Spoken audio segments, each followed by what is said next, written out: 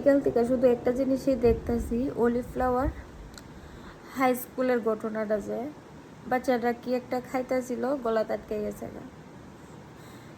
তারপর বাচ্চারা কি চেষ্টা করতেছে, এই ছোট ছোট বাচ্চা নার্সারিতে পড়ে না কেজি ওয়ানে পড়ে, ঠিক কইতে পারতেছি না। যাই হোক, বাচ্চারা 5 বছরের বাচ্চা, মোবাইলে যে দেখলাম।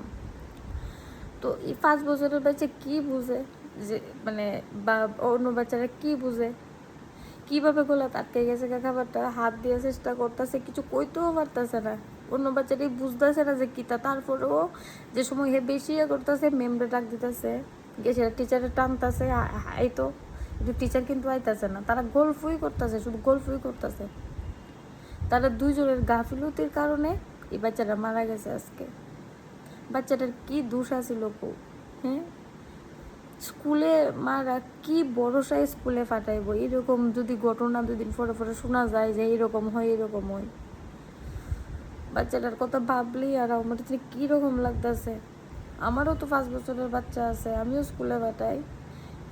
আমার কীরকম লাগে ভিডিওটা দেখছি পর থেকে না, আমার কীরকম যে লাগতেছে আমি বুঝাই পারতাম না, ভিতরটা কীরকম করতেছে। আমি চাই এই টিচারের, 2টা টিচারের যাতে অনেক শাস্তি হয়, অনেক।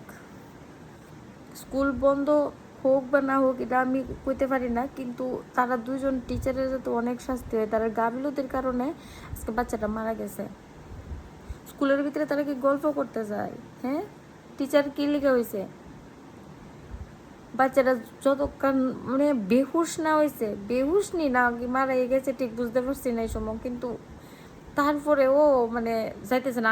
একজন গেছে, তারপরে আরেকজন কতই কইতাছে, অনেকক্ষণ পরে পরে গেছে, এরপরে লয়ে গেছে, শেষ হয়ে গেছে সব সব শেষ। এরপরে তারা দেখছে,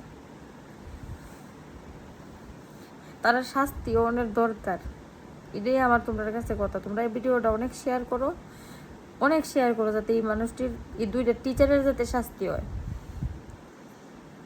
আমি কোনো সময় এরকম ভিডিও করছি না, আজকে প্রথম আমি করতেছি, কারণ আমার জাস্ট মাথাটা গরম হয়ে গেছে না।